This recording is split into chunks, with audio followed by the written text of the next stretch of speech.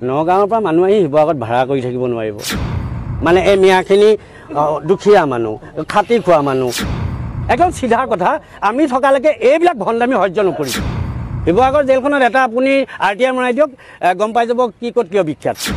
এই বাংলাদেশীক আঙুলি টোৱাবৰ কাৰণে এখন আইন আছে। কোনোবাই যদি দালাল কয়, কোনোবাই যদি কিবা কয়, একো আপত্তি নাই আমাৰ।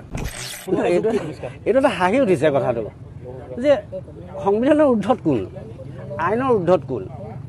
যদি আইনৰ ঊৰ্ধত কোনোবা আছে বা সংবিধানৰ ঊৰ্ধত যদি কোনোবা আছে আমি নাজানো, প্ৰথম দেখিছোঁ। নগাঁৱৰ পৰা মানুহ শিৱসাগৰত আহি শিৱসাগৰত ভাড়া কৰি থাকিব নোৱাৰিব, কিবা আচৰিত কথা। গতিকে ইয়াত যদি কোনোবাই কয় যে শিৱসাগৰ খালী কৰি দিব লাগিব নগাঁৱৰ মানুহে, তো এজ এ মানুহ হিচাপে নগাঁৱৰ মানুহজনক খেদাব নোৱাৰিব। আৰু সেইটো প্ৰতিবাদ আমি সদায় কৰিম, যে সি যোনেই হওক, সি যোন সংগঠনেই হওক। আজি অপেনলি মই আপোনালোকক সংবাদ মাধ্যমৰ আগত কৈছোঁ, শিৱসাগৰত নগাঁৱৰ মানুহ নট মিয়া, নগাঁৱৰ মানুহক শিৱসাগৰত খেদিব নোৱাৰিব। যদি শিৱসাগৰৰ মানুহ নগাঁৱত থাকিব পাৰিব নাই তেনেহ'লে? ইয়াত খিলঞ্জীয়া অখিলঞ্জীয়া বুলি কথা নাই নহয়। যদি অখিলঞ্জীয়া হয় তেন্তে বাহিৰৰ যিখিনি অনা অসমীয়া সেইখিনিয়ে কেনেকৈ বেপাৰ কৰি আছে ইয়াত?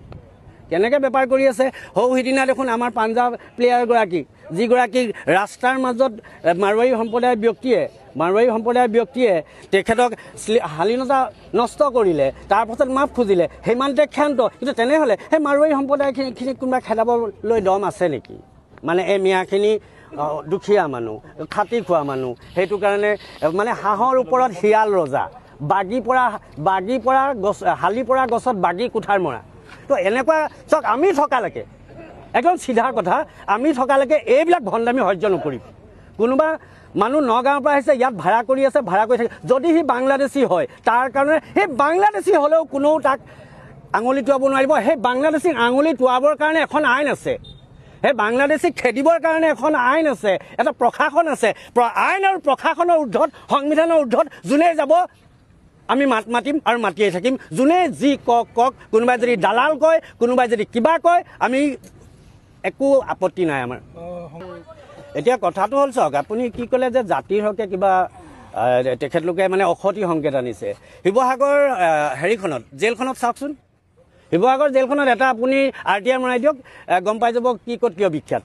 শিৱসাগৰৰ জেলখনত এটা RTI মাৰক যে তাত কোনখিনি মানুহ বেছি আছে, কোনখিনি মানুহ কম আছে। যদি শিৱসাগৰত যদি এই মিয়া মানুহখিনিয়ে ইমানেই যদি অত্যাচাৰ কৰিছে, যদি ইমানেই তেখেতলোকৰ বেয়া কাম কৰিছে, ইমানেই ধৰ্ষণ ইমানেই কৰিছে, তেনেহ'লে শিৱসাগৰৰ জেলত আপোনালোকে RTI মাৰক, কোনটো ধৰ্মৰ মানুহ বেছি আছে, চিধাকৈ ক'ব গ'লে আপোনালোকে গম পাই যাব। মই সিমানটো কিছু অভিযান কৰিছে, যি বাংলাভাষী যি সংখ্যালঘু সম্প্ৰদায় বা মিয়া বুলি যি কওক, তেওঁলোকে অভিযোগ উত্থাপন কৰিছে যে তেওঁলোক সন্দেহজনক আৰু উজনি অসম ত্যাগ কৰিব লাগিব, লাষ্ট ৱাৰ্ণিং দিছে।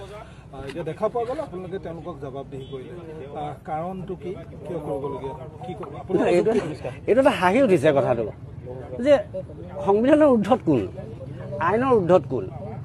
যদি আইনৰ ঊৰ্ধত কোনোবা আছে বা সংবিধানৰ ঊৰ্ধত যদি কোনোবা আছে আমি নাজানো, প্ৰথম দেখিছোঁ।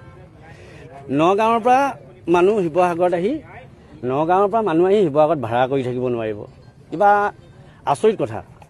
গতিকে ইয়াত যদি কোনোবাই কয় যে শিৱসাগৰ খালী কৰি দিব লাগিব নগাঁৱৰ মানুহে, তো এজ এ মানুহ হিচাপে নগাঁৱৰ মানুহজনক খেদাব নোৱাৰিব। আৰু সেইটো প্ৰতিবাদ আমি সদায় কৰিম, যে সি যোনেই হওক, সি যোন সংগঠনেই হওক।